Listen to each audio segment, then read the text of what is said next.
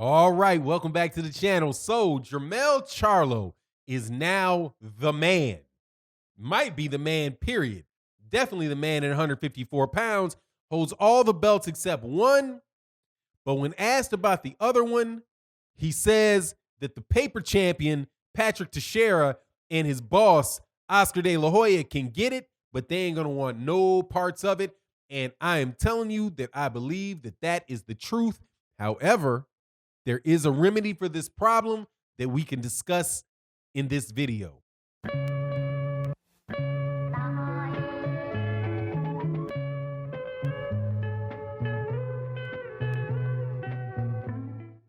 All right, welcome back to the channel. So Jermell Charlo is now the WBA, the WBC, and the IBF 154-pound champion of the world. Several people have said that they now believe that he is a top 3 pound-for-pound fighter. A few people that I know just flat out said he should be considered number 1 pound-for-pound fighter in the world. Jermell Charlo is flying high. And there's only one belt left to become undisputed champion of 154 pounds. The first undisputed champion at 154 pounds since there was more than 2 weight classes. Since there was more than 2 belts. Now, I'm not as familiar with the history of the 154-pound division, beyond the late maybe the early 1990s. But before that, it's kind of one of the more developing weight classes. But that said, Jermell Charlo could be the first undisputed. Right now, he should just be considered the champion, period, if we were in a situation where people acted like they knew what was right. But Patrick Teixeira of Golden Boy Promotions is sitting out there with the WBO, sitting out there on the other side of the street, holding that belt that is considered but probably should not be a major championship belt, the WBO. So Jermell Charlo was asked what he wanted to do next, because obviously people want to know what you're going to do next when you clear out a division, when there ain't nobody else for you to fight, and there's only one belt left. So the obvious answer is you go fight the guy with the only other guy with a belt, right? Which is Patrick Teixeira. But this is boxing. And we know in boxing, it don't work like that. Oscar De La Hoya, the WBO, which is affectionately known by many people as whatever Bob orders belt, it seems to be owned and controlled by a mixture of Golden Boy, Matchroom, and Top Rank. The only group of fighters the only major boxing outlet that I do not believe has a WBO champ is the PBC, who has the most champions of anybody, but just can't seem to get their hands on one of them WBO belts, man. It's just real odd how they don't work together very well. So much so that it was rumored that the PBC was considering not recognizing the WBO at all.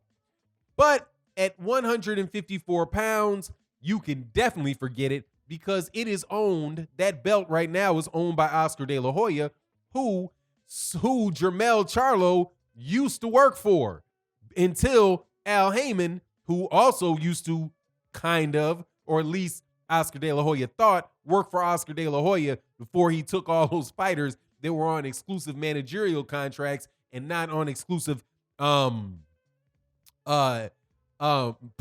contracts. But anyway, he's more than likely not going to let Patrick Teixeira in the ring with Jermell Charlo, because that is an absolute destruction. And that would mean that the PBC would own the 154-pound division. And despite the fact that undisputed would seem like the most logical goal for everybody in boxing, it's really not. They prefer to keep those belts all within one promotional company. Now, if it so happens that they only have one real fighter in a division, and they are able to collect all the belts, hey man, it seems like they're okay to do that. But for the most part, belts, more champions means more champions that are fighting. More champions that are fighting means more sanctioning fees, right? For the commissions. It also means more revenue for the promotional company. So although Undisputed really does make it sound really great to boxing fans, where it's like, yeah, we know there's just one champion. But for the promotional company, they could be thinking, oh my God, we only got one champion. We need to have 2 champions. We need to have 3 champions. We really want 15, 16 champions. So we'll just make up another belt in another weight class until we can get there. So you get a lot of paper champs. And that's what Patrick Teixeira is. Patrick Teixeira is a paper champion. He's a champion only on paper.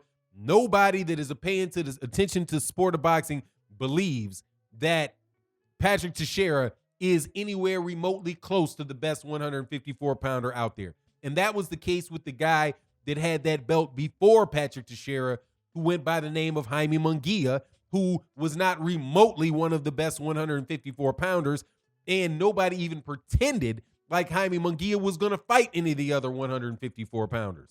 And same thing went for the guy before that, who was Saddam Ali, who got lucky and beat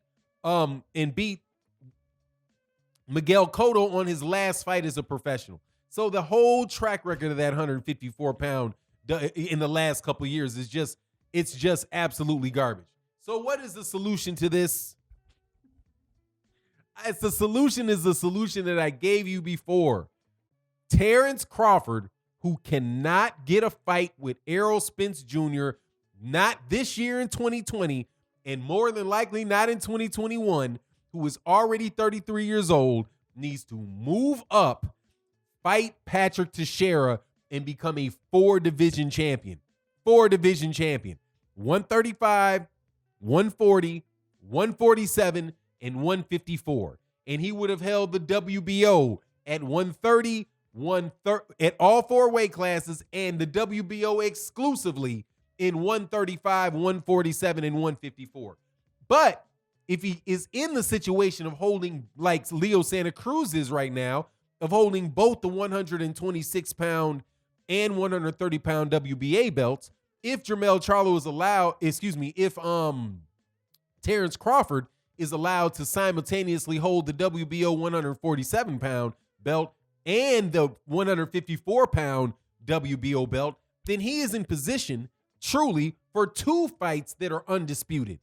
Undisputed right away in his second fight in the weight class for Jermell Charlo. If he keeps the WBO belt at 147 pounds, there's an off chance that he could get the Terrence Crawford fight. To get the Errol Spence Jr. fight if, something just, goes wrong with the 5 or 6 other fights that it seems Errol Spence Jr. has lined up in front of Terrence Crawford. How many people does he have lined up in front of him? You have Danny Garcia, that's 1, then Sean Porter, then he probably like Manny Pacquiao, and then he's got, then Abu Karav, who's the IBF mandatory, then Errol Spence. So you're looking at like 5 more fights. That's 4, and that's like looking like maybe 2023. Okay, that's looking like maybe 2023. No, dude, you would be much better off just going for Jermell, because Jermell will fight you for sure. You will get a shot at the undisputed title of the world, undisputed 154-pound title in the world title. And if Bud can win both the 140-pound undisputed and the 154-pound undisputed, dude, for real, this guy will go down in the books. And it is actually, if it's Terrence Crawford with the WBO belt, then, and it's later in his career, maybe, Bob Arum will see that, if I move him up, that'll allow me to get Jose Ramirez or Josh Taylor into the WBO belt real easy. And then I can sell the idea of Jose Ramirez or Josh Taylor fighting the PBC fighters, which is what I really want to do anyway. They're the type of fighters that Bob Arum, prefers. And then throw Terrence Crawford to the wolves up there at 154 pounds. And if he survives, hey, shoot, you got a megastar on you. If he don't, he don't. but at least you got your 147 pounds cleared out for your mini Top Rank tournament, man, because you can definitely have Jose Ramirez and Josh Taylor go back and fight. Shoot, you might be able to pull out Jeff Horn back down to 147. Maybe they can fight Amir Khan and do that whole thing that they like to do when you're with a bunch of fights with guys that you've heard before but you know ain't got any chance. Maybe they'd be willing to do that. But anyway, that's my take on the matter.